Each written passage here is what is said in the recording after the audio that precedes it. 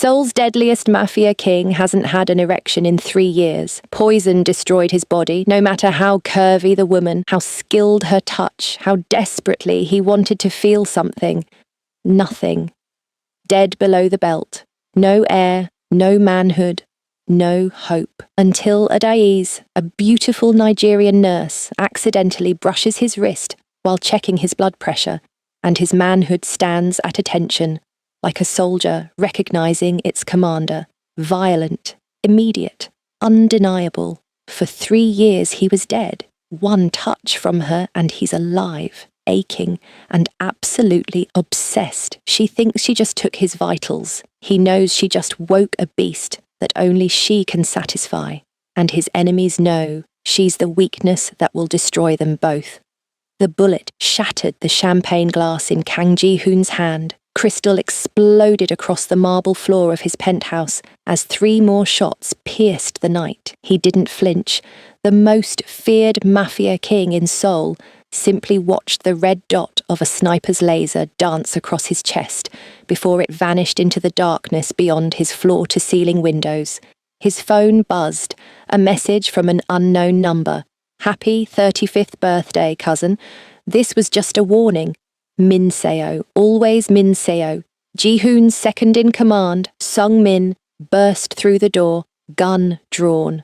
Boss, are you fine?" Ji-hoon's voice was ice. He didn't feel the fear that should have accompanied a near-death experience. He didn't feel anything. He hadn't felt anything in 3 years, 2 months, and 16 days. Not since the poison. The doctors had been blunt. The toxin had destroyed his body's ability to produce certain hormones. No desire, no physical response, no future heir. His enemies whispered he wasn't a man anymore, just a walking corpse in an expensive suit. They weren't entirely wrong. The elders called again. Sung-min said carefully, "They're demanding you name a successor. They say if you can't produce an heir, Min Seo inherits everything." Ji-hoon finished the sentence, his jaw tight. "I know what they want."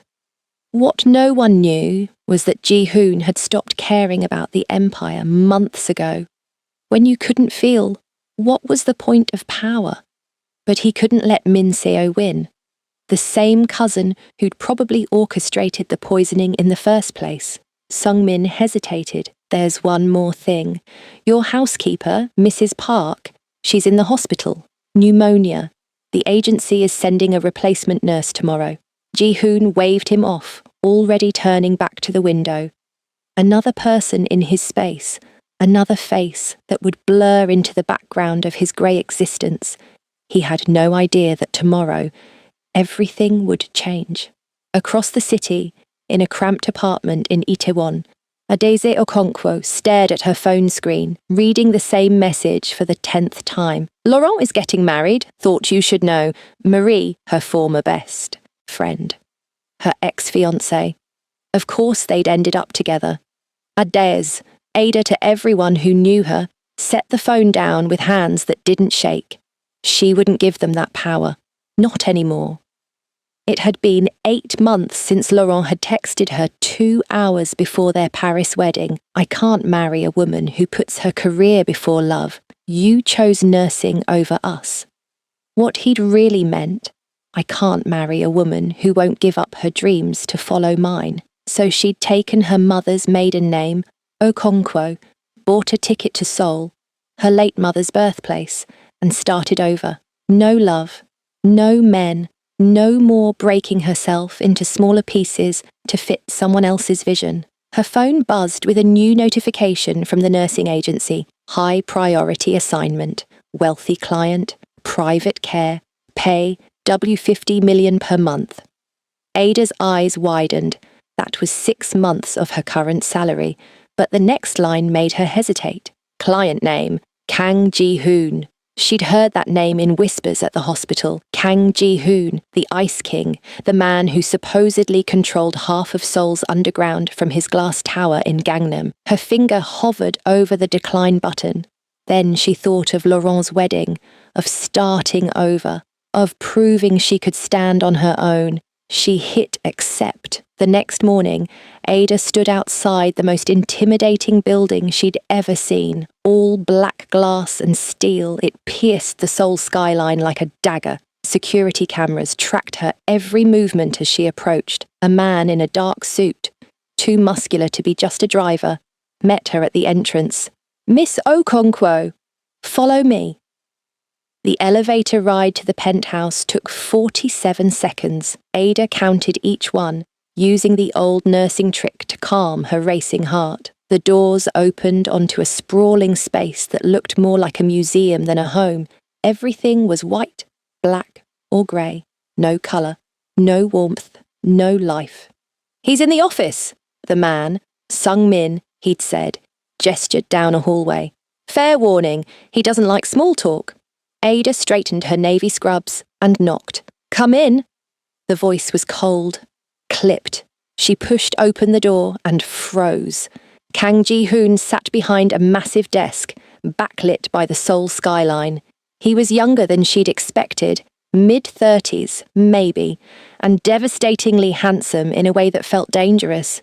Sharp jawline, dark eyes that seemed to look through rather than at people, black hair pushed back carelessly. He wore a white shirt, with the sleeves rolled up, revealing forearms marked with scars that told stories she probably didn't want to know, but it was his expression that caught her, empty, like someone had carved out everything human and left only the shell.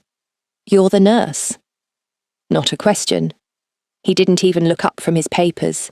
Something in Ada bristled. She'd dealt with arrogant doctors, demanding patience, and one cowardly ex-fiancé. She wasn't about to be dismissed by another man who thought the world revolved around him. "And you're the patient," she replied coolly. "Shall we begin?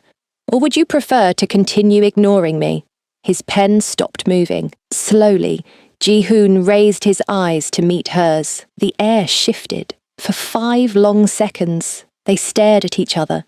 Ada refused to look away first, even as something in his gaze made her pulse quicken. There was a flicker of something, surprise, interest, before the ice returned. "Mrs. Park keeps her medical supplies in the kitchen," he said flatly. "I assume you can take blood pressure without instruction. I have a degree from one of Paris's top nursing schools, so yes, I think I can manage." Ada kept her voice professional, but her eyes flashed. "Shall we start with your vitals? Or would you like to insult my competence a bit more first?" Sung-min, who'd been standing by the door, coughed to cover what might have been a laugh. Ji-hoon's jaw tightened. "Fine." Ada pulled out her equipment with practiced efficiency, trying to ignore how the room suddenly felt smaller. She approached his desk, her heart beating faster than it should. "Professional, this is just another patient. Your arm, please." Ji-hoon extended his right arm, still watching her with that unnerving intensity. Ada wrapped the blood pressure cuff around his bicep, noting the muscle tone of someone who clearly didn't skip workouts, and then reached for his wrist to check his pulse. Her fingers touched his skin. The world exploded. Ji-hoon actually gasped, and jerked his arm back so violently that the blood pressure cuff flew off, clattering to the floor. His chair scraped backward. His eyes went wide, face suddenly pale, chest heaving like he'd just run a marathon. But that wasn't what made Ada freeze in shock. It was the way he was staring at her now. Not cold, not empty, terrified. And something else, something heated and desperate and completely uncontrolled. "What?" His voice cracked. He pressed a hand to his chest, breathing hard. "What did you do?" "I just checked your pulse," Ada said, confused and alarmed. "Are you okay? Should I call a doctor?" "No." The word came out harsh. Ji-hoon stood abruptly, putting the desk between them like a barrier. His hands were shaking, actually shaking. "No doctors." Sung-min stepped forward, concerned. "Boss, get out." Ji-hoon's voice was raw, desperate. "Both of you, now." Ada grabbed her medical bag, thrown completely off balance. "Mr. Kang, if you're having a medical emergency, get out." The command was final. Sung-min gently guided Ada toward the door. She glanced back once and saw Ji-hoon gripping the edge of his desk, head bowed, shoulders heaving with breaths that looked painful. What just happened? The door closed behind them. In the hallway, Sung-min rubbed his face. I've never seen him react like that. Is he sick? Does he have a condition I should know about? Ada's nursing instincts warred with her confusion. It's complicated. Sung-min studied her carefully. Can you come back tomorrow? After he just threw me out? I don't think. WW 70 million per month. Ada's mouth snapped shut. He needs a nurse. Sung-min continued. And clearly, something about you affects him. In 3 years, I haven't seen him react to anything. You made him feel something. That's worth every one. Inside the office, Ji-hoon had collapsed into his chair, his entire body on fire in a way he'd thought was impossible. The moment her fingers touched his wrist, it was like someone had thrown a switch. Heat, desire. Feeling, and pain. God, the pain of sudden arousal after 3 years of nothing was almost unbearable, but worse than the physical response was the emotional avalanche. When she'd looked at him with those challenging eyes, dark brown and full of life, he'd felt his chest constrict with something that wasn't ice. Want, need, fear. He looked down. His body had betrayed him completely, responding to a woman's touch for the first time since the poison. No. Not just responding, overwhelming him. His hands were still shaking. What the hell just happened? He whispered to the empty room. The door burst open. Sung-min, alone this time. Boss, we need to talk about the nurse. She's fired. You can't fire her. You need to hire her permanently. Ji-hoon's head snapped up. Are you insane? You felt something. Sung-min's voice was urgent. For the first time in 3 years, you actually felt something. Do you understand what that means? It means she's dangerous, or she's the answer. Sung-min leaned forward. The elders want an heir. Min Seo is circling like a vulture. You've been slowly giving up, boss. I've watched it happen. But that woman, whatever just happened, she made you react. She made you feel. If there's even a chance... Stop. Ji-hoon's voice was sharp. But his mind was racing. An heir, the empire. His body suddenly, impossibly alive, because of her. He picked up his phone, dialed the nursing agency. The nurse who came this morning, Adeyeze Okonkwo. I want her as my permanent private nurse. Sir, she's only... I'll pay W100 million per month. She starts tomorrow at 8 a.m. Non-negotiable. He ended the call and looked at Sung-min. But she stays at arm's length, professional only. I need to understand what's happening before... His phone buzzed. Another message from Min Seo. Heard you had an interesting morning.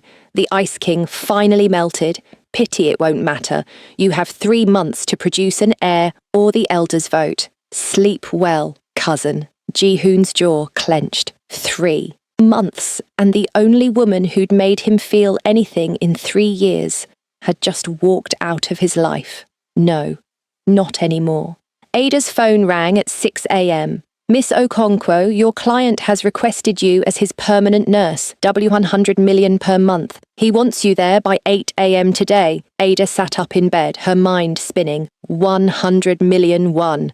That was, she quickly calculated, almost $75,000 USD per month for one patient. What's the catch? No catch. He was very insistent. Your first month is paid in advance, already in your account. After the call ended, Ada checked her banking app. The money was there. Real. She should say no. Something about yesterday felt dangerous, not physically, but in a way she couldn't name. The way Ji-hoon had looked at her in that last moment, like she was something terrifying and essential all at once. But W100 million per month meant freedom, meant never depending on anyone again, meant proving Laurent wrong about everything. She texted back, I accept. Professional boundaries only. The response was immediate. Agreed. If you're enjoying this story so far, hit that subscribe button.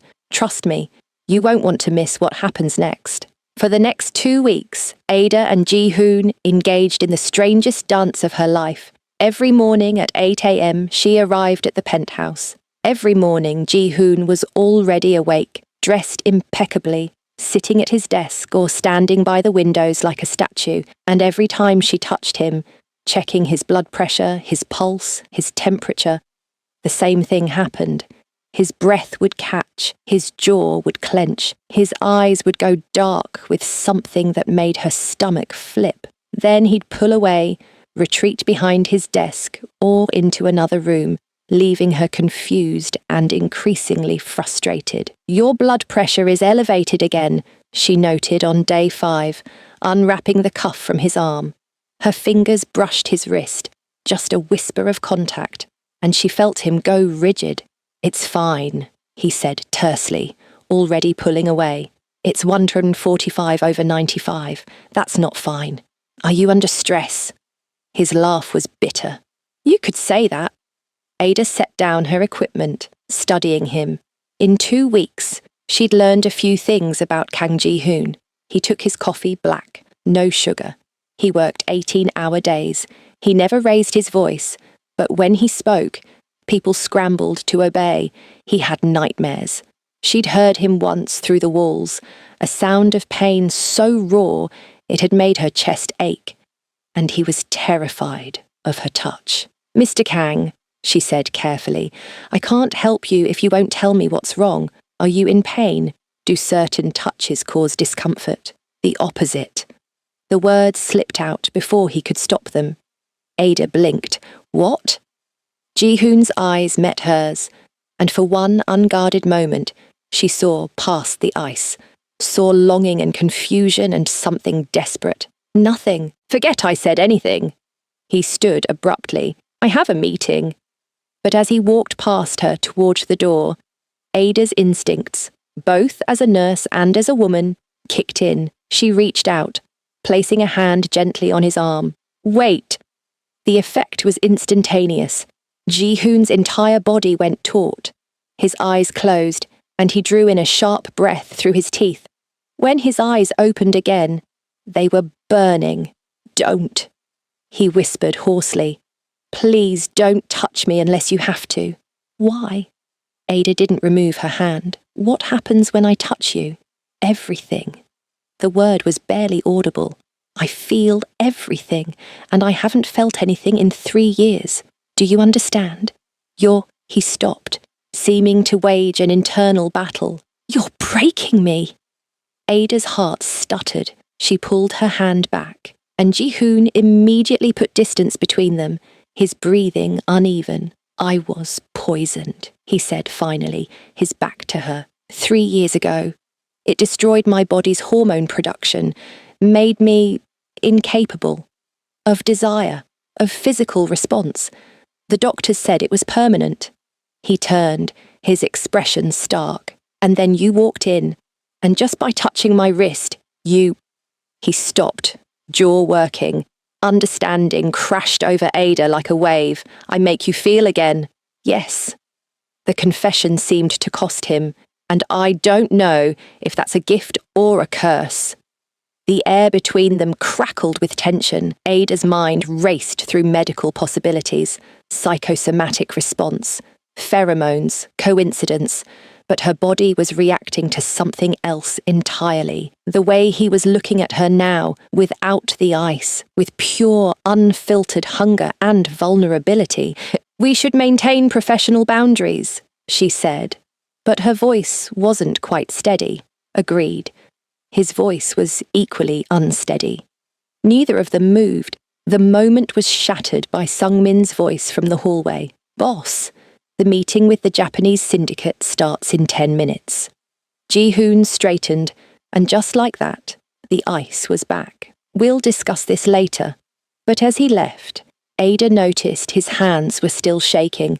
That night, Ada lay in her apartment, staring at the ceiling, her mind replaying Ji-hoon's confession. "You're breaking me. She should quit."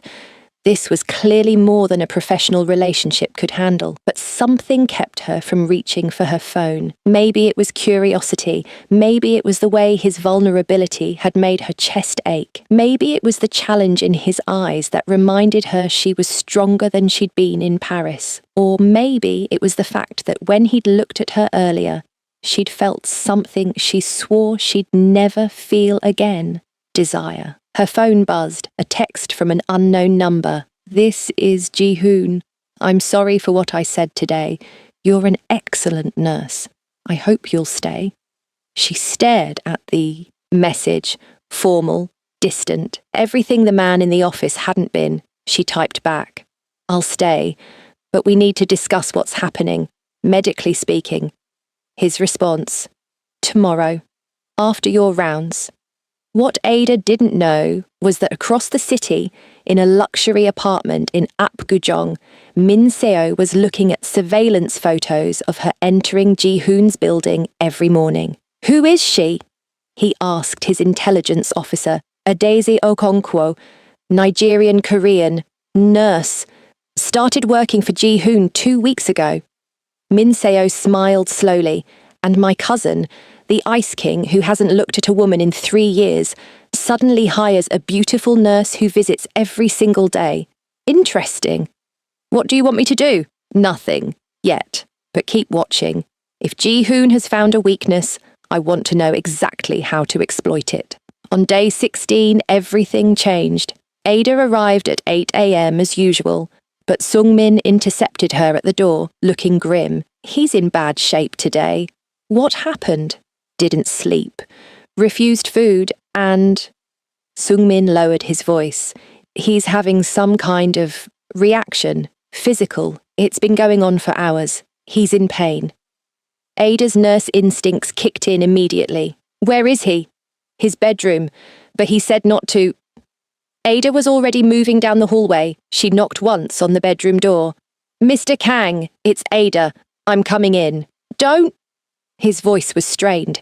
She pushed open the door. Ji-hoon was standing by the window, one hand braced against the glass, his shirt soaked with sweat. Even from across the room, she could see his whole body trembling. "You need to leave," he gritted out, not looking at her. "Not until I know you're okay." Ada set down her bag, approaching carefully. "Tell me what's happening." "It's been worse since yesterday, since I told you, like my body remembered what it's been missing and now it won't stop." He broke off with a harsh breath. "Every time I think about you touching me, it's like a dam breaking after 3 years," Ada finished quietly. She was close enough now to see the pain etched on his face. "Ji-hoon, this is a medical issue. Your body is trying to recalibrate after prolonged hormone suppression. The sudden stimulation is torture." He finally looked at her, and the raw need in his eyes made her breath catch. "Do you know what it's like? To be dead inside for years and then suddenly feel everything.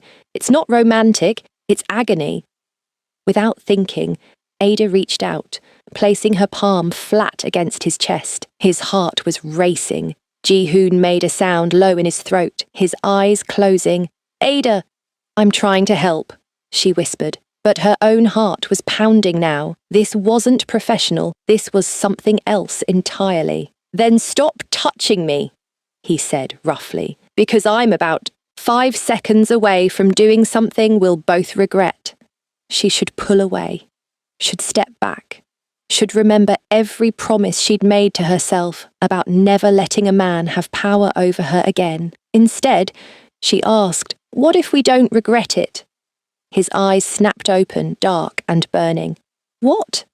I said, but she didn't get to finish. Ji-hoon closed the distance between them in one step, his hand sliding into her hair, and kissed her. It wasn't gentle. It was 3 years of starvation, of loneliness, of believing he'd never feel this again. He kissed her like she was oxygen, and he'd been drowning, his other arm wrapping around her waist, pulling her against him with a desperation that should have scared her. Instead, Ada melted into it. She kissed him back, her hands fisting in his sweat-soaked shirt, matching his intensity. This was insane. This was wrong. This was perfect. When they finally broke apart, both breathing hard, Ji-hoon pressed his forehead to hers. "I'm sorry.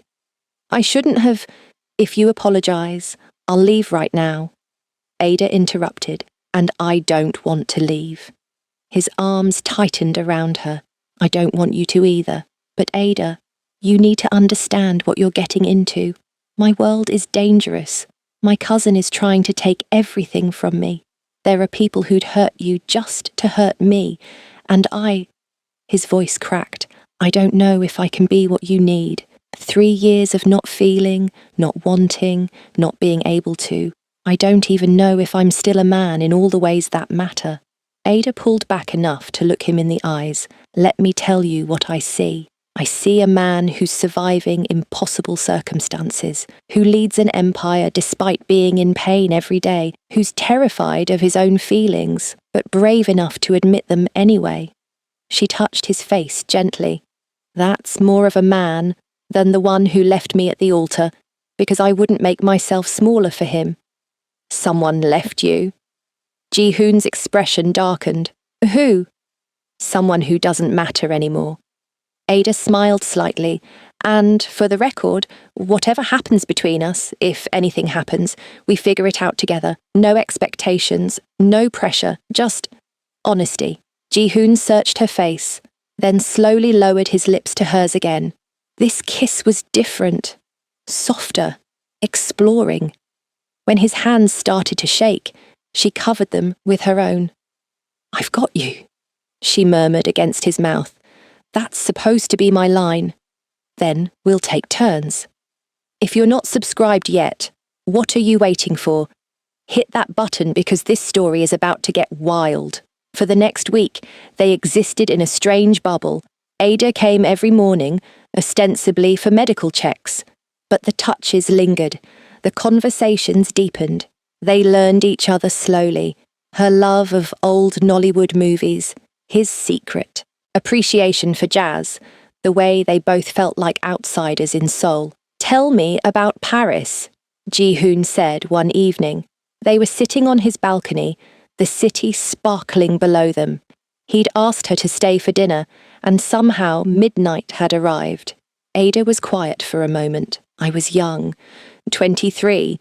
Laurent was a doctor, charming, successful, everything I thought I wanted. When he proposed, I said yes immediately. She stared at her wine glass, but he wanted a wife who'd host dinner parties and give up night shifts. When I refused, he started making little comments. "You care more about strangers than me. If you loved me, you'd make time." I started believing him, started making myself smaller.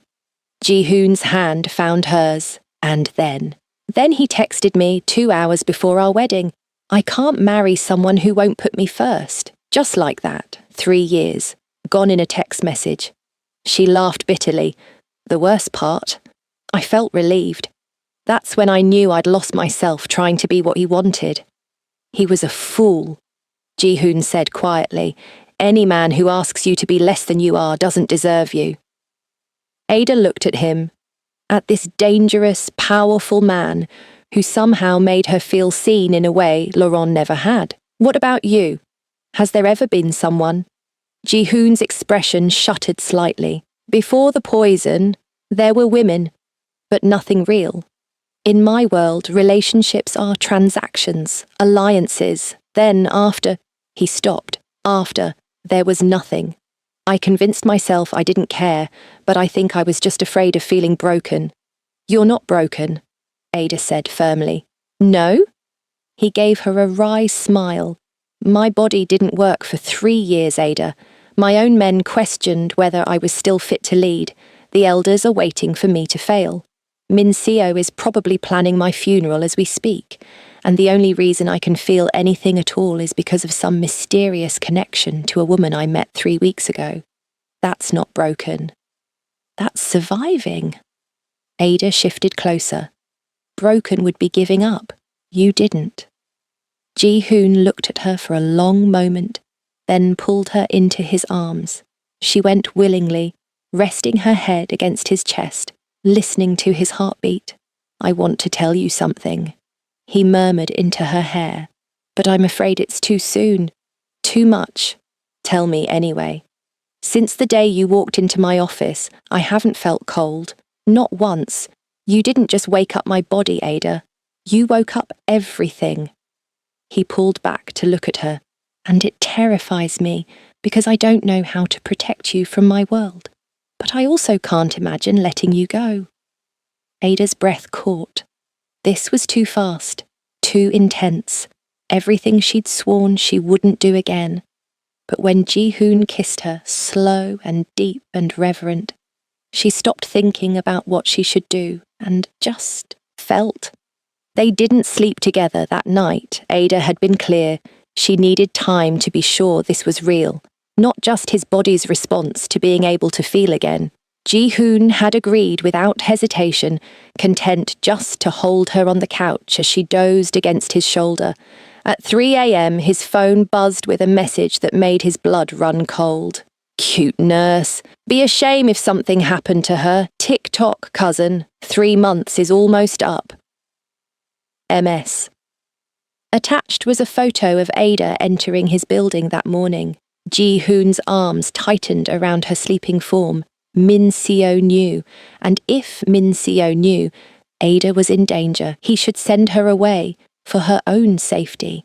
But the thought of losing her made his chest constrict with an almost physical pain. Before he could decide, Ada stirred, blinking up at him sleepily. "What time is it?" "Late. I should take you home." She studied his face. "What's wrong?" "Nothing. I just—" He stopped. Honesty. They'd promised honesty. "My cousin knows about you. That puts you at risk." Ada sat up slowly. "How much risk?" "Enough that I should tell you to quit, to disappear, to forget you ever met me." His voice was rough, "But I'm too selfish to do it." "Good." Ada's voice was firm. "Because I'm not going anywhere." "Ada!" "No, listen to me." She turned to face him fully. "I spent 3 years making myself smaller for a man who didn't deserve it. I'm not running from another man who's actually worth the risk. Your world is dangerous. Fine, we'll be careful. Your cousin is threatening me? We'll handle it. Together." Ji-hoon stared at her, something fierce and protective rising in his chest. "You're insane." "Probably."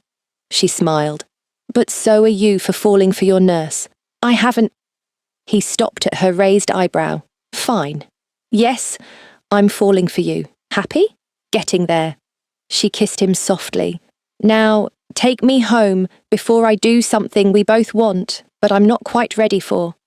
As Ji-hoon drove her home through Seoul's empty streets, neither of them noticed the black sedan following 3 cars back. The next morning, Ada arrived to find Sung-min blocking the entrance to the penthouse. "He's not here," Sung-min said tightly. "Where is he?" "Emergency meeting with the elders. Min Seo called a vote. They're deciding right now whether Ji-hoon remains head of the family or if leadership passes to Min Seo."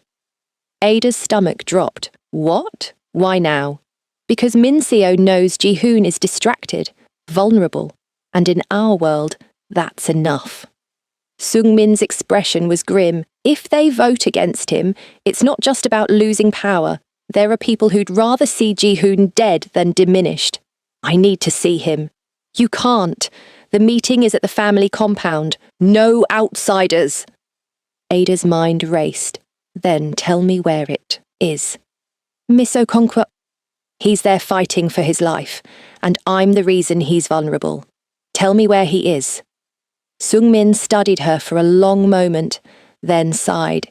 "You really care about him." "Yes. Now tell me." 20 minutes later, Ada was in a taxi heading to an address in Pyeongchang-dong, her heart pounding. She had no plan, no idea what she'd do when she got there. She just knew she couldn't let Ji-hoon face this alone. Inside the Kang family compound, Ji-hoon stood before a council of 12 elders, his cousin Min Seo smirking from the side. 3 years, Elder Park said gravely, and still no heir, no marriage prospects, no future for our family. Min Seo has presented compelling arguments that leadership should pass to him. With respect, Elder Park, Min Seo poisoned me. Ji-hoon's voice was cold and clear. He's been systematically undermining me because he knew he couldn't beat me fairly. Prove it, Min Seo challenged. You have no evidence, just paranoia and excuses for your own failings. I don't need to prove what everyone in this room already knows. Ji-hoon looked at each elder in turn. But let's discuss the real issue. You don't care about heirs. You care about strength, about leadership. So let me be clear. I built this syndicate into what it is today. I've expanded into 6 new territories in the past 5 years. Our profits have tripled. Our enemies fear us, and you want to hand all of that to Min Seo because I haven't produced a child. The family line, Elder Kim began, will be secured, Ji-hoon interrupted, but on my terms, not because you're too impatient to wait. Wait for what? Min Seo sneered. Your impotent cousin. Everyone knows it. How exactly do you plan to produce an heir when you can't even... The door burst open. Ada stood there, breathing hard from running, completely out of place in her nurse's scrubs among the suited men and formal hanbok dresses. Sorry to interrupt, she said, not sounding sorry at all, but I have medical information relevant to this discussion. The room erupted in shocked murmurs. Ji-hoon's eyes widened. Ada, what are you... Mr. Kang is not impotent, Ada announced, looking directly at the elders. His condition was temporary, caused by poisoning, and has been reversing over the past month. I can provide medical documentation if needed. The silence was deafening. Min Seo recovered first. And who are you to make such claims? Adeze Okonkwo, Mr. Kang's private nurse. Ada walked further into the room, her chin high despite the hostile stares. I've been monitoring his recovery daily. His hormone levels are stabilizing, his physical responses are normal. There is no medical reason he cannot produce an heir. Elder Park looked between Ada and Ji-hoon. Is this true? Ji-hoon's jaw was tight. He was furious that Ada had put herself in danger by coming here, but he was also, God help him, touched that she would. Yes, he said finally. Miss Okonkwo has been essential to my recovery. How convenient, Min Seo drawled. A mysterious nurse appears, and suddenly all of Cousin's problems are solved. Tell me, Miss Okonkwo, what exactly is the nature of your relationship with Ji-hoon? That's none of your concern. Ji-hoon's voice was dangerous. Oh, but it is. If you're asking us to believe this woman's medical opinion, we deserve to know if she's biased. Are you sleeping with her cousin? The question hung in the air like a blade. Ji-hoon stepped forward, his presence radiating threat. Choose your next words carefully, Min Seo. Gentlemen. Elder Park interrupted. This is hardly... I'll answer, Ada said quietly. She looked directly at Ji-hoon, and what passed between them made the air crackle. No, we're not sleeping together. But yes, there are feelings involved. That doesn't change the medical facts. Mr. Kang's recovery is documented and real. Feelings? Min Seo laughed. How touching. The Ice King melted by a foreign nurse. What a story. Enough. Elder Park's voice cut through the tension. We will take Miss Okonkwo's testimony into consideration. But Ji-hoon, the fact remains, you have 3 months to prove you can secure the family line. If you cannot produce a marriage contract or an heir by then, we vote again. Understood? Understood, Ji-hoon gritted out. This meeting is adjourned. As the elders filed out, Min Seo paused next to Ada, his smile cold. You've made a powerful enemy today, Miss Okonkwo. I hope the Ice King is worth it. He is. Ada replied without hesitation. Once they were alone, Ji-hoon turned to her and she couldn't read his expression. Anger? Gratitude? Both. That was incredibly foolish, he said finally. Probably. You put yourself in Min Seo's crosshairs. I noticed. He could hurt you, Ada. Seriously hurt you. I know. She stepped closer. But you were here alone, and I couldn't... Her voice wavered. I couldn't let them destroy you without fighting back. Something in Ji-hoon's expression cracked. He pulled her into his arms, holding her so tightly she could barely breathe. You're going to be the death of me. Not if I can help it. Ada pulled back to look at him. 3 months. That's what they gave you. To produce a marriage contract or an heir. Yes. That's insane pressure. It's the world I live in. Ji-hoon touched her face gently. But I won't let them force me into anything, and I definitely won't use you as a pawn to satisfy the elders. What if I want to be used? The words were out before Ada could stop them. Ji-hoon's eyes darkened. Ada, I'm not saying we should get married tomorrow, but we could date, publicly, show the elders you have prospects, buy you time. That would make you an even bigger target. I'm already a target. At least this way, I'm a target who's helping. Ji-hoon searched her face. Why are you doing this? Because, Ada said softly, somewhere between checking your blood pressure and watching you try so hard to feel again, I started falling for you. And I don't do anything halfway. The kiss was inevitable. Ji-hoon framed her face with his hands, kissing her with a tenderness that made her chest ache. When they broke apart, he rested his forehead against hers. I'm falling too, he whispered. So hard it scares me. Good. We'll be scared together. What neither of them knew was that Min Seo was in the next room, listening to every word through the security system he'd secretly had installed years ago, and he was smiling. Drop a comment below. Do you think Ada made the right choice? Let me know. The next 3 weeks were a whirlwind. Ji-hoon introduced Ada to his world gradually.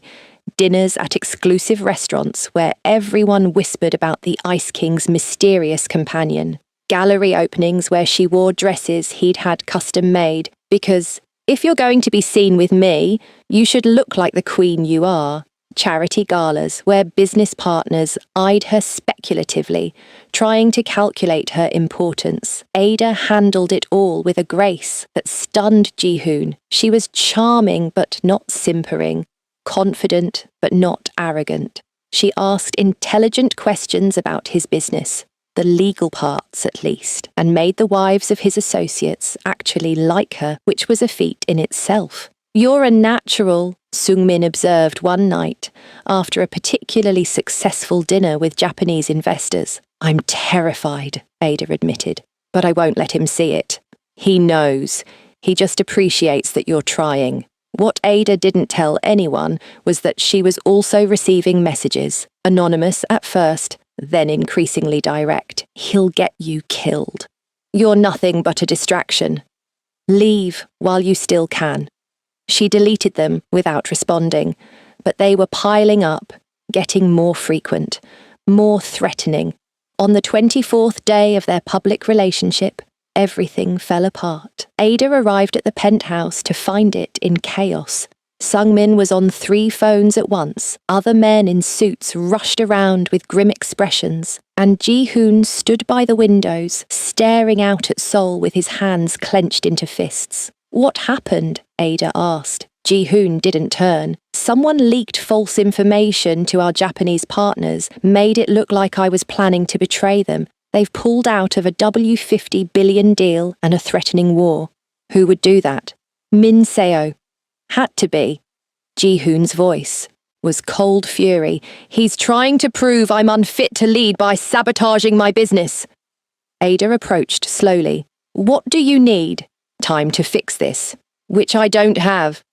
He finally turned, and the exhaustion in his eyes made her chest ache. And now, the elders are calling an emergency meeting. If I can't resolve this by tomorrow, they'll vote Min Seo in immediately. Then we fix it tonight. Ada, you have contacts, right? People who owe you favors. Call them, all of them. Find out exactly what information was leaked and prove it's false. For the first time that day, Ji-hoon smiled slightly. When did you become a strategist? When I fell for one. She pulled out her phone. Now tell me who to call. They worked through the night. Ada coordinated with Sung-min, making calls, organising documents, even sweet-talking a particularly difficult contact who responded better to her than to Ji-hoon's threats. By 6 a.m, they had proof. Min Seo had fabricated emails using a forged account. They had the IP address, timestamps, everything. It's enough, Sung-min confirmed. The Japanese will see through it. Ji-hoon pulled Ada into his office, away from the chaos. She looked exhausted, still in yesterday's clothes, her hair coming loose from its bun. You should be sleeping, he murmured, tucking a strand behind her ear. So should you. Ada, about last night. Thank you. I couldn't have done this without you. Yes, you could have, but you didn't have to. She smiled tiredly. That's what partners do. Partners? Ji-hoon tested the word. Is that what we are, aren't we? Instead of answering, he kissed her, slow and deep and full of things he didn't have words for yet. When they broke apart, Ada was breathless. I need to tell you something, Ji-hoon said. Something I probably should have said weeks ago. What? I love you. The words were simple, stark. I didn't think I could. 3 years of nothing, and then you. And now I can't imagine a single day without you in it. I love you, Ada. And it terrifies me because everyone I've ever cared about ends up hurt. Ada's eyes filled with tears. I love you too. Even though you're infuriating and overprotective and live in the most dangerous world imaginable, I love you. The kiss that followed was different from all the others. It was a promise, a claim, a beginning. Stay with me today, Ji-hoon murmured against her lips. I have to face the elders this afternoon and I need to know you're here. I'm not going anywhere. But at 10 a.m, everything changed again. Ada was in Ji-hoon's bedroom, trying to rest before the afternoon meeting, when her phone rang. Unknown number. Hello? Miss Okonkwo. The voice was smooth, cultured, and made her blood run cold. This is Min Seo. We haven't been formally introduced. Ada sat up straight. What do you want? To offer you a deal. W500 million won, transferred today, if you leave Seoul and never contact my cousin again. Not interested. I thought you might say that, so let me offer an alternative. His voice turned cold. I have information about you, Miss Okonkwo, about your time in Paris, about Laurent Dubois, about the real reason your wedding was cancelled. Ada's heart stopped. What are you talking about? Laurent didn't leave you because you chose your career. He left because he discovered your mother's family history, the mental illness, the suicides, the medical conditions that run in your bloodline. Min Seo paused. Conditions that can be passed to children. That's none of your business, Ada said, but her voice shook.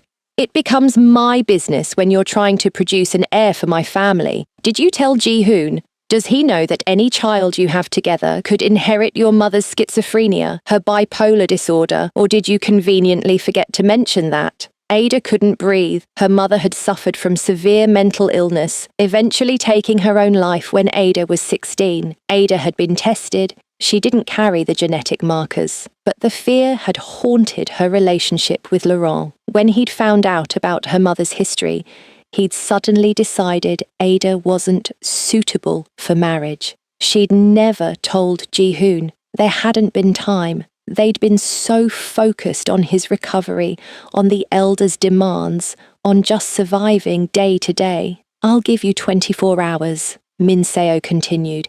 Take the money and leave, or I tell the elders everything, and trust me, they won't accept a woman with your family history as potential mother to the Kang heir. You'll destroy Ji-hoon's last chance at keeping his position.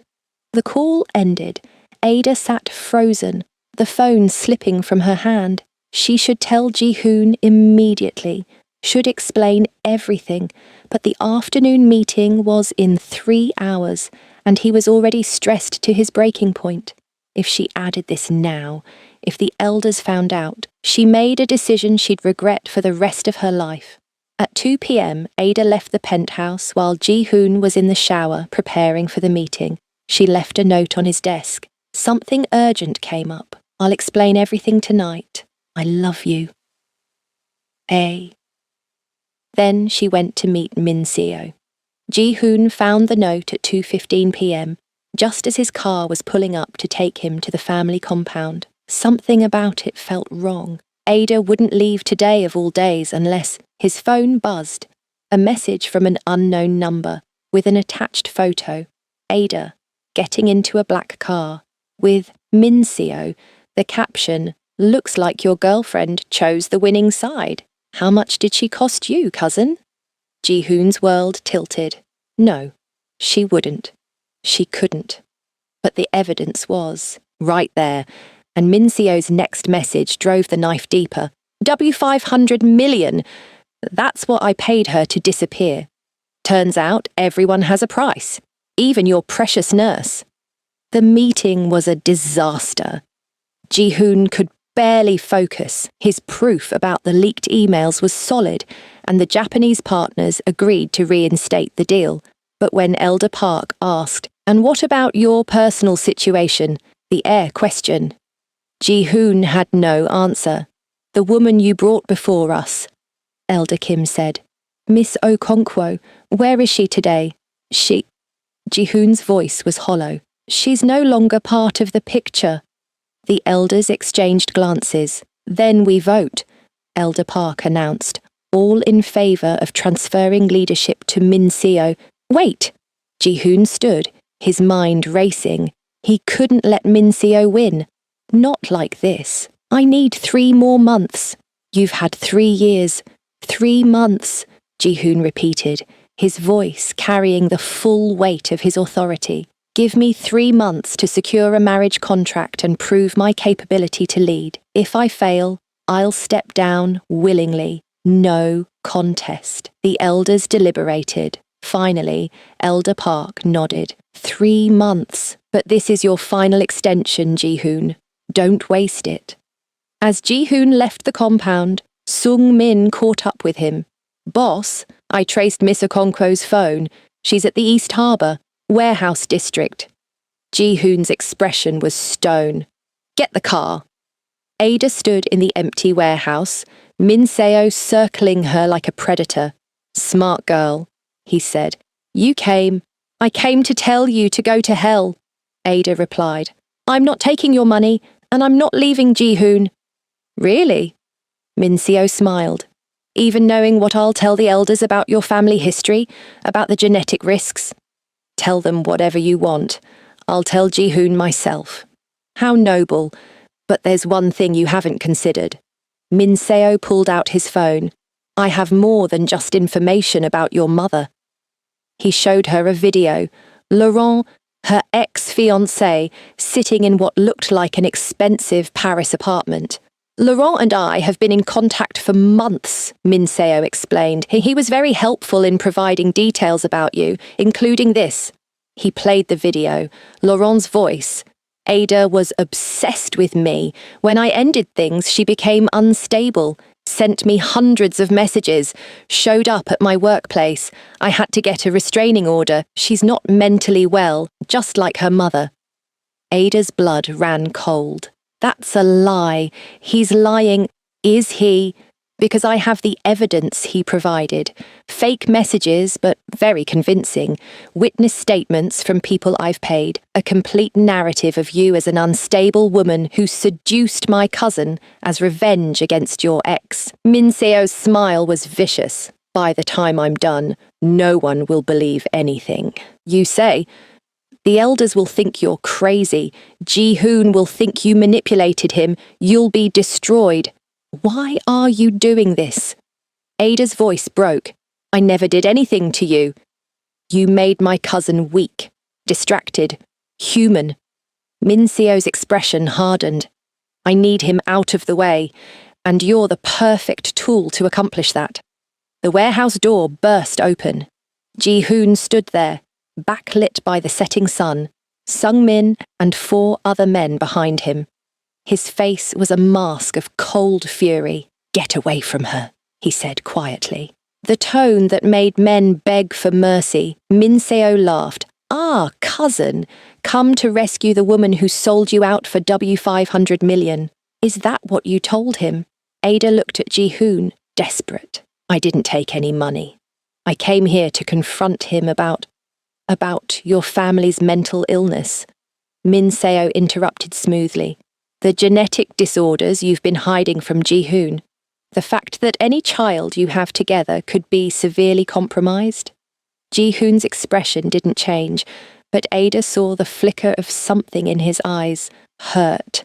Doubt. "Ji-hoon," she said, her voice shaking. "Let me explain. Please." "Explain what?" His voice was flat. "That you've been lying about something this important, that you came here to meet my cousin behind my back. I came here because he threatened to destroy your chances with the elders if I didn't. He said—" "She's lying," Min Seo cut in. "I have bank records showing a transfer to her account, messages where she agreed to leave you for a price. She's a con artist, Ji-hoon, just like I warned you." "Stop it," Ada shouted. "Everything he's saying is a lie. I love you. I would never—" "Love." Ji-hoon's laugh was bitter. "You know what I think? I think my cousin is right. I think you saw an opportunity, a broken man, desperate to feel something, and you played me perfectly. How much did you really want? For you $500 million, it wasn't enough?" The words hit Ada like physical blows. "You don't mean that." "Don't I?" Ji-hoon's eyes were ice again. The warmth, the vulnerability, everything she'd fallen in love with, gone. "I was a fool to think someone like you could actually care about someone like me." "Someone like me?" Ada's hurt was morphing into anger now. "What does that mean?" "It means you're a nurse from nowhere with nothing to offer except your ability to make me feel, and I mistook that for something real." Ji-hoon turned to Sung-min. "Pay her whatever my cousin promised, then I never want to see her again." "No," Ada said, tears streaming down her face. "No, you don't get to do this. You told me you loved me. You said—" "I said a lot of things I shouldn't have."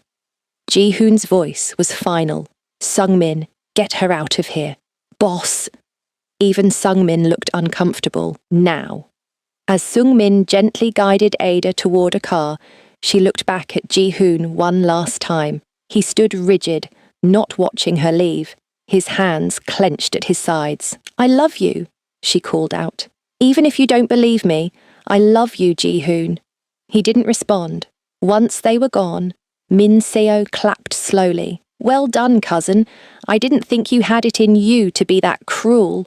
Ji-hoon turned to him, and Min Seo actually took a step back at the murder in his eyes. "If you ever," Ji-hoon said softly, "come near her again, I will end you, slowly, painfully, in ways that will make our ancestors weep. But I sent her away to protect her from you, because you've made it clear you'll destroy anyone I care about to get what you want." Ji-hoon stepped closer, his presence suffocating. "So, congratulations. You won. She's safe, and I'm alone. Again. The elders can wait. I have 3 months, and I'll use every second to find a way to bury you."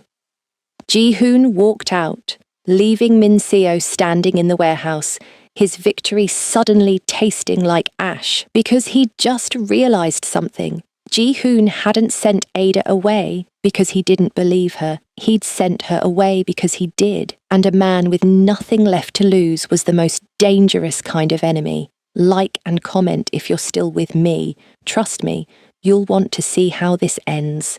For 2 weeks, Ada tried to go back to her normal life.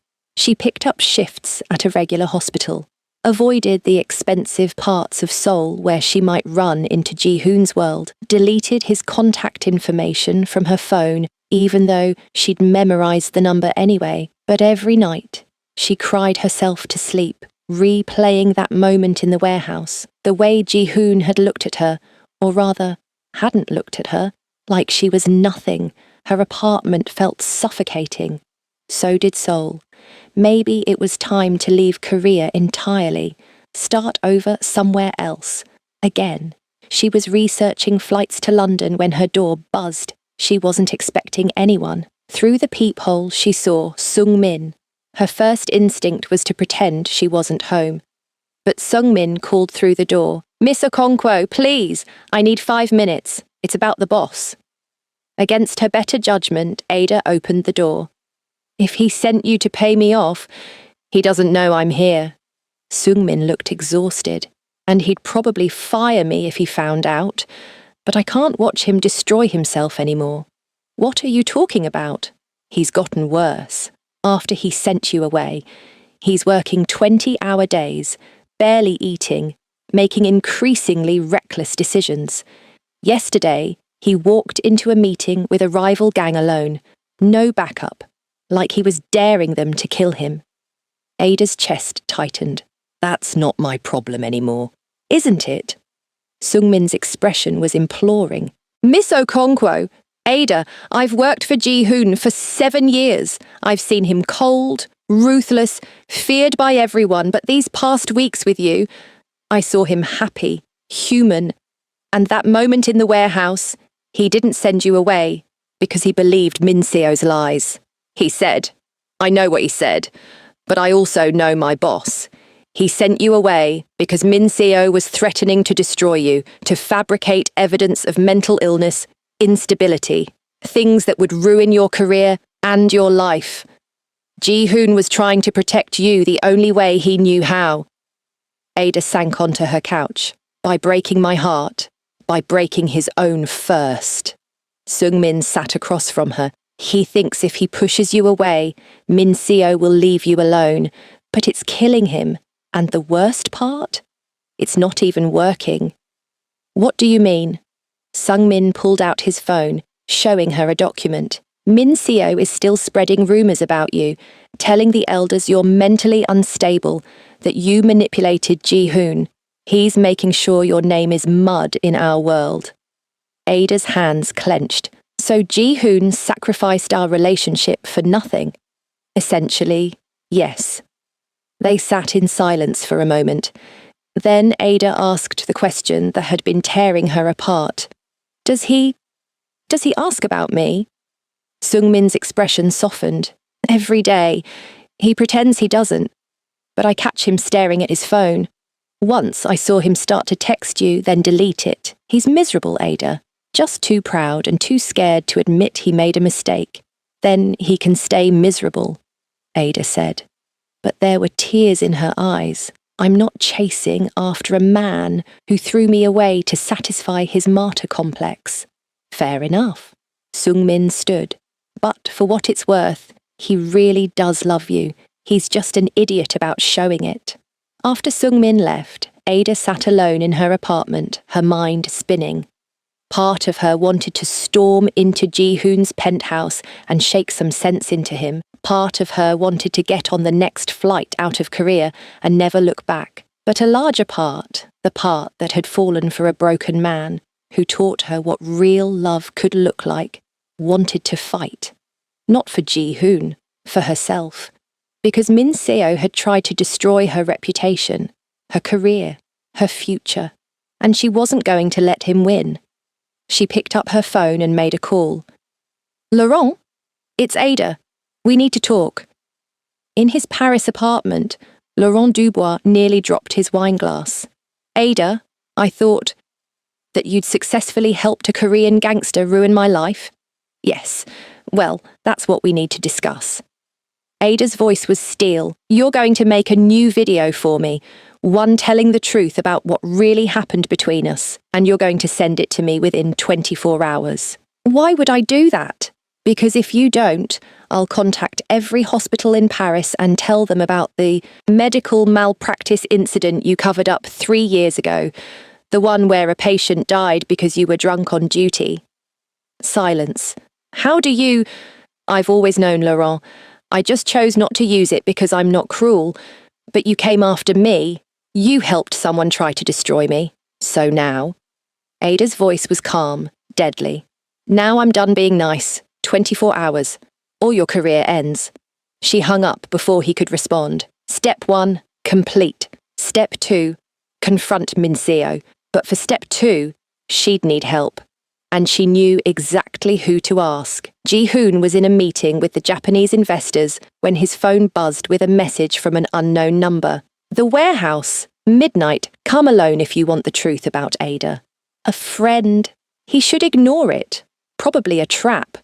But if there was even a chance to clear Ada's name, to prove Minseo had lied, at 11:45 p.m., Ji-hoon arrived at the East Harbour warehouse alone. It was stupid and reckless, exactly the kind of thing Sung-min would yell at him for. The warehouse was dark, except for a single light in the centre. As Ji-hoon approached, a figure stepped into the light. Ada, his heart stopped. She was wearing jeans and a leather jacket, her hair pulled back, her expression unreadable. You came, she said. I shouldn't have.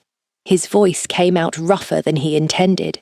Ada, what are you doing here, staging an intervention for an emotionally constipated mafia king?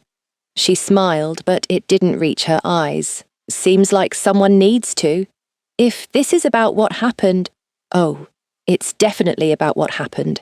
The part where you decided to play hero and push me away without asking what I wanted. The part where you believed I'd actually take money to leave you. The part where you broke my heart to protect me. Ada stepped closer. Did it work? Do you feel better now that I'm safe? Ada. No, you don't get to Ada me. Not after what you said. Not after you looked at me like I was nothing. Her voice broke slightly. Do you have any idea how much that hurt? Ji-hoon closed his eyes. I know. I'm sorry. I thought if I pushed you away hard enough, Minseo would lose interest, that you'd be safe. I don't want to be safe, Ji-hoon. I want to be with you. There's a difference. My world will always be dangerous. So, teach me how to navigate it. Be honest with me. Trust me. Ada pulled something from her pocket. A flash drive. I spent the last 2 weeks gathering evidence. Laurent sent me a video confession about how Minseo paid him to lie about me. I have bank records showing Minseo faked the transfer to my account. I have recordings of him threatening me. Ji-hoon stared at the flash drive. You've been investigating my cousin? I've been clearing my name. There's a difference. Ada held out the drive. This is yours. Use it to destroy Minseo, protect your position, and then what? Then decide if you're brave enough to actually fight for us, because I'm done being pushed away for my own good. Either you trust me to handle your world, or you let me go. But this time, it's your choice, not mine.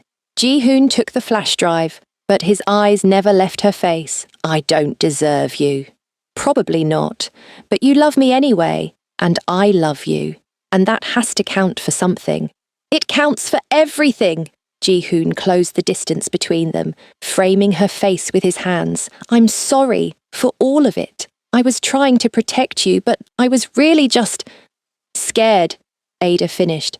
I know, I'm scared too, but I'm tired of letting fear make my decisions. I love you, Ji-hoon said fiercely, and I'll spend the rest of my life proving I'm worthy of you. You can start by kissing me. He did. Hard and desperate and full of 2 weeks of misery and longing, Ada kissed him back just as fiercely, her hands fisting in his shirt, pulling him closer. When they finally broke apart, both breathing hard, Ji-hoon rested his forehead against hers. I missed you so much, it felt like dying. Good. You deserve to suffer a little. But Ada was smiling. Now, about Minseo. Leave him to me. Actually, Ada's smile turned mischievous. I have a better idea. The next morning, the Kang family elders received an anonymous email with attachments, Laurent's video confession, bank records proving the fake transfer, recordings of Minseo's threats, and a detailed timeline of his attempts to sabotage Ji-hoon. By noon, an emergency meeting had been called. Minseo walked into the family compound, confident, ready to press his advantage. Ji-hoon was vulnerable, alone, spiraling. Victory was close. Instead, he found all 12 elders sitting in judgment, their expressions grim, and Ji-hoon standing beside them, holding a tablet. "Hello, cousin," Ji-hoon said coldly.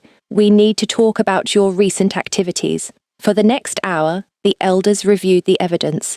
Min Seo tried to deny it, to spin new lies, but the proof was overwhelming. Finally, Elder Park spoke. "Min Seo, you have brought shame upon this family. You have lied, manipulated, and attempted to destroy your own blood for personal gain." "But uncle, You are hereby exiled from the Kang family. Your assets are seized. Your name is stricken from our records. And if you ever return to Seoul, Ji-hoon has our permission to deal with you as he sees fit." Min Seo's face went white. "You can't. We can. And we have." Elder Park turned to Ji-hoon. "As for you, you have proven your strength, your intelligence, and your loyalty to this family. The question of your leadership is settled. You remain head of the Kang Syndicate." Ji-hoon bowed respectfully. "Thank you, Elder Park. But I have one more announcement." He pulled out his phone, made a call. "You can come in now." The door opened. Ada walked in, head high, wearing a traditional Korean hanbok that Ji-hoon had commissioned for her. Deep blue silk embroidered with silver threads, she looked like royalty. The elders stared. "This is Adeze Okonkwo," Ji-hoon announced. "The woman I intend to marry, the woman who will be the mother of my heirs, the woman who saved me when I thought I was beyond saving." Elder Kim frowned. "She is not Korean." "No, she's better. She's brave, intelligent, loyal, and strong enough to stand beside me in this world." Ji-hoon looked at Ada, his expression softening. "And she's the only woman I will ever marry." "The family traditions," Elder Park began. "Will adapt," Ji-hoon interrupted smoothly, "as they have for generations. My father married a Japanese woman. My grandfather married a Chinese woman. The Kang family has always been strengthened by bringing in strong women from different cultures. Ada is no different." Elder Park studied Ada carefully. "Miss Okonkwo, do you understand what you're agreeing to? This life is not easy. You will be scrutinized, judged, potentially threatened. Can you handle that?" Ada met his gaze steadily. "Elder Park, I fell in love with your family's leader when he was broken and believed himself worthless. I faced down threats, lies, and exile to clear both our names. I have navigated your world for months now with grace and success." She smiled slightly. "I think I can handle some scrutiny." A few of the elders actually smiled. "Very well," Elder Park said finally. "Ji-hoon, you have our blessing to marry, but we expect an engagement within the month and a wedding within 3. Understood?" "Understood." As they left the compound, Ada glanced at Ji-hoon. "Did you really just announce our engagement without asking me first?" "Was I supposed to ask?"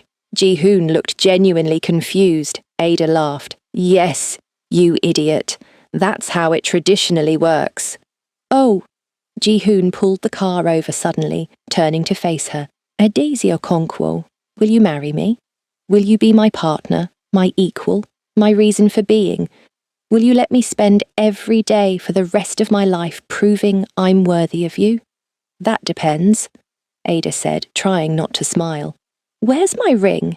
Ji-hoon reached into his pocket and pulled out a black velvet box. Inside was a stunning diamond ring, a large centre stone surrounded by smaller ones, set in platinum. "I bought it 3 weeks ago," he admitted, "right after I sent you away. I knew I'd messed up the second you left. I've been carrying it around ever since, hoping I'd get a chance to—" Ada kissed him, stopping the words. When she pulled back, she whispered, "Yes, 1,000 times yes." He slid the ring onto her finger, and they sat in the car, foreheads pressed together, just breathing. "I can't believe we survived all that," Ada murmured. "We survived because of you, your courage, your refusal to give up." Ji-hoon kissed her softly. I love you. I love you too, even when you're being a dramatic martyr. I prefer strategically protective. I prefer drama queen. Ji-hoon laughed, full and genuine, and Ada's heart swelled. This was the man she'd fallen for, not the Ice King, not the Mafia boss, just Ji-hoon, finally allowing himself to be happy. If you've made it this far, drop a like and subscribe, because you're about to see how this love story truly ends. The wedding took place 2 months later, in a private garden estate outside Seoul. It was small by Mafia standards, only 200 guests, and a blend of Korean and Nigerian traditions that made both families weep. Ada wore a white wedding gown for the ceremony, then changed into traditional Nigerian attire for the reception. A stunning coral and gold outfit that made Ji-hoon forget how to breathe. You're staring, Ada whispered as they had their first dance. I'm memorizing, Ji-hoon corrected. Every moment, every smile, the way the light catches your skin, the sound of your laugh, all of it. Sentimental. Only for you. As they danced, Sung-min approached with a phone. Boss, I'm sorry to interrupt, but it can wait, Ji-hoon said without looking away from Ada. It's about Min-seo. That got his attention. What about him? He's been spotted in Busan. Looks like he's trying to form alliances with rival gangs. Should we? Let him, Ji-hoon said calmly. He's no longer my concern. Today, the only thing I care about is my wife. Wife. The word made Ada's heart skip. I like the sound of that. So do I.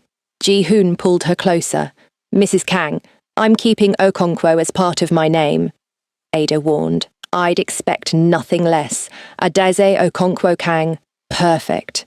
The reception lasted until dawn.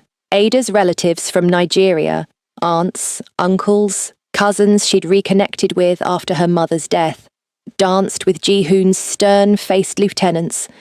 The elders actually smiled. Sung-min got drunk and gave a rambling speech about the boss finally being human. It was chaotic and beautiful and everything Ada had never known she wanted. At 4 a.m., Ji-hoon and Ada finally escaped to their honeymoon suite in Jeju Island. Alone at last, Ji-hoon murmured, pulling Ada into his arms. Nervous, she teased. Terrified, he admitted. It's been so long, and I don't know if... Ada kissed him, slow and deep. Then we figure it out together. No pressure, no expectations, just us. And they did, slowly, carefully, learning each other's bodies, the way they'd learned each other's hearts. There were moments of awkwardness, moments of laughter, moments where Ji-hoon's hands shook and Ada guided them steady. But mostly, there was love, pure and overwhelming and healing. Afterward, they lay tangled together, Ji-hoon's head on Ada's chest, her fingers running through his hair. I thought I'd never feel this, he whispered. Never have this. You gave me everything. We gave each other everything, Ada corrected. That's how this works. 6 weeks later, Ada woke up feeling nauseous. Then the next day. And the next. She took the test on a Wednesday morning while Ji-hoon was in a meeting. 2 lines, clear and unmistakable, pregnant. Her hand went to her stomach, emotions crashing over her. Joy, terror, wonder. This was real. They'd created a life together. That evening, she found Ji-hoon in his office, reviewing contracts. I need to tell you something, she said. He looked up immediately, reading her expression. What's wrong? Nothing's wrong, but... She pulled out the test, holding it up. Surprise? For 5 long seconds, Ji-hoon just stared. Then he was up, crossing the room in 3 strides, pulling her into his arms. We're... He couldn't finish the sentence. Pregnant, about 6 weeks. Ji-hoon dropped to his knees, pressing his forehead against her still flat stomach. His shoulders shook, and Ada realized he was crying. Hey, she said softly, running her fingers through his hair. What's wrong? Nothing. His voice was thick with emotion. Nothing's wrong. Everything's perfect. He looked up at her, tears streaming down his face. 3 years ago, I thought my life was over. I thought I'd die alone and cold and empty. And now I have you. And we're having a baby. And I can't believe this is real. Ada knelt down beside him, cupping his face. It's real. We're real. And we're going to be parents. I'm going to be a father, Ji-hoon whispered, wonder in his voice. The best father. I know it. That night, they lay in bed. Ji-hoon's hand splayed protectively over Ada's stomach. What if I mess this up? He asked quietly. What if I'm too cold, too damaged? What if I can't? You won't, Ada interrupted firmly. You'll be wonderful, because you know what it's like to feel alone and broken, and you'll never let our child feel that way. Our child. Ji-hoon tested the words. I like the sound of that. So do I. 7 months later, Ada went into labour at 3 a.m. Ji-hoon, the man who'd faced down rival gangs without flinching, completely panicked. Sung-min, get the car! No, wait! Call the doctor! No, both! Ada, breathe! Am I supposed to breathe? Why is everyone yelling? I'm the only one yelling. Ada pointed out between contractions. Because I'm in labour. Right, labour. Okay, I can handle this. He couldn't. By the time they reached the hospital, Ji-hoon was sweating more than Ada. 14 hours later, their daughter was born. Small, perfect, with her mother's dark skin and her father's sharp eyes. She's perfect, Ji-hoon whispered, holding her for the first time. His hands were shaking, but not from fear. From overwhelming love. What should we name her? Ada asked, exhausted but glowing. Amara, Ji-hoon said softly. It means grace in Igbo and immortal in Korean. He looked at Ada. She's our grace, our miracle, our proof that love can heal anything. Ada's eyes filled with tears. Amara Okonkwo-kang, perfect. As Ji-hoon sat beside Ada's hospital bed, their daughter sleeping peacefully in his arms, he thought about the journey that had led them here. The poison, the pain, the ice that had nearly consumed him, and the woman who'd thawed it all with nothing more than her touch, her courage, and her refusal to let him give up on himself. Thank you, he whispered to Ada. For what? For touching me that first day. For not running when you should have. For fighting for us when I was too scared to. He looked down at Amara, then back at Ada.